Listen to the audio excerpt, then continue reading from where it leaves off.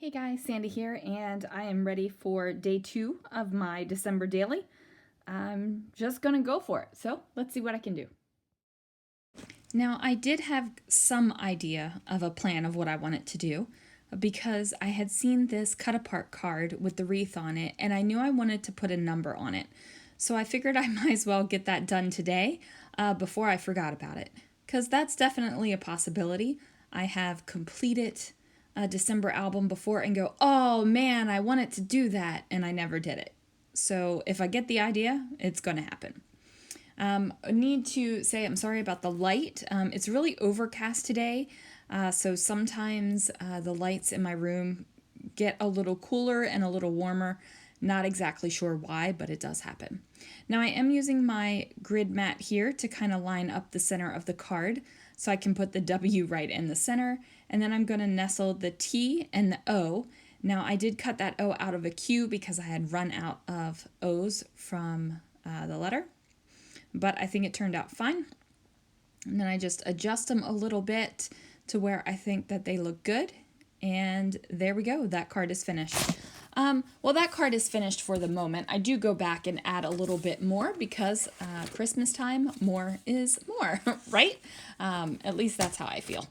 So once I get that down, while I was in there, I knew that I had seen this thing, this little cut apart strip that says, "These wonderful things are the things we remember all through our lives."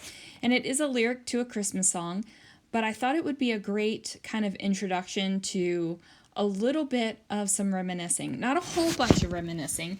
I'm not going to go back to the very beginning first Christmas I ever remember, but it's kind of just like this is how Christmas feels to me, how it has felt. And then when I started doing that, my journaling kind of took me into a different direction, which is totally fine. I didn't plan this journaling. I didn't write it out ahead of time or pencil it in like I did yesterday's. I really just went for it, and whatever came out is what came out. So that's what happened. Now, I had no idea how I wanted to make this happen down here. I knew that I had a lot of words to say, and I really wasn't thinking about how I was going to get those words out. I was more concerned of how am I going to get this 12-inch strip across a 6-inch wide piece of paper. So I decided to tear a little bit of this snowflake paper, and I am totally mixing and matching manufacturers. I enjoy scrapbooking the most that way. I get the most pleasure out of my scrapbooking when I mix manufacturers and companies and things like that. It just gives me great joy. Now I thought about trimming these down so that they were a little bit thinner, and then I thought, no, this is like a big portion of what I want you to see. I don't want you to look at the 2, and I don't want you to look at the deer head and think, oh yeah, great, deer heads. No, I want you to know that there is more to say and more to read and more to look at. So I decided to go ahead and leave these thicker. And it's just a matter of trying to figure out where in the world I'm going to get them to sit on this page. It's where is it going to go? Now, while I was doing this, I had originally planned on embossing that torn edge with some gold, and now that I'm doing the voiceover, I realize I completely forgot about it. So I decide to get my card in there just to see how it looks, and then I realize, oh, I gotta trim this down a little bit because the other card is trimmed down because remember there's sequins on the back side of that. So I trimmed it down just so I would be able to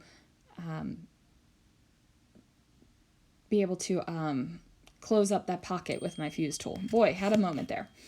So that is what is going on with that. And then I think, yep, this is how I'm going to be doing this layout, that I feel like this red should be over here underneath of the 2, just because I think it's brings it a good balance of the red. Now I'm pulling out some paper house stickers, and I decide that I'm going to add little touches of gold with these stars throughout the wreath. And this is where I'm yeah, I'm definitely going to add some gold down there on that torn edge. I'm going to heat emboss that, bring more gold in, more gold. But like I said, completely forgot until this moment when I'm talking to you guys about it. So I'll have to do that again later on in the album because I first of all, don't know how it's going to turn out. So maybe it's a good thing I didn't do it on this layout. Maybe it's a good thing I completely forgot about it because it could be a travesty. But maybe it's going to be awesome. So we'll try it again on another day. Okay, if I can ever get my act together and figure out where these strips are going to go, maybe that would be awesome too. So I think I'm going to go with this.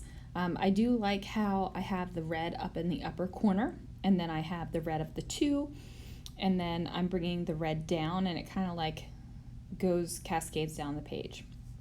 I felt like since I already had a deer head on the page, I might as well run with that theme, and I went ahead and added this golden puffy sticker deer as well.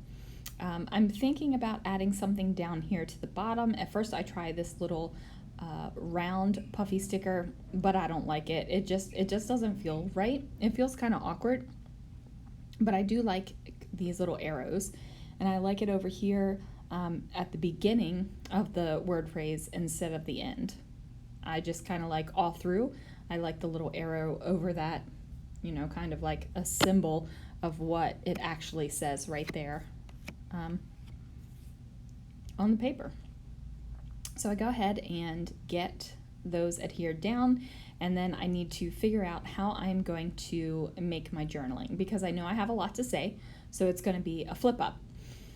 So I am just going to use some washi tape, and I think, you know what, it would probably be easier if I adhered this card to that card first, and then I'm not really worrying about, you know, having the flip up and making it work on the card because it's already part of the card was what my thought process was. Now I have these old, and I mean old photo corners. I got these when I first started scrapbooking back in 1996, and these are what I have left. So yeah, that's old stuff, you guys, old stuff. And I keep them in an old Creative Memories box, so you know, old stuff with old stuff. Now they are adhesive.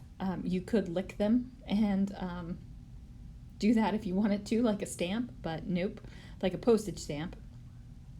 Please don't lick your acrylic or your clear stamps or your rubber stamps. That might be a little weird. So like a postage stamp. I don't even know, do they still have lickable postage stamps? I think everything's self-adhesive now, isn't it? That's weird. Okay, so I decided to put the photo corners on top of my Project Life cards here because they are Project Life branded grid cards. So they have the rounded corners, and I have square corners already in this album.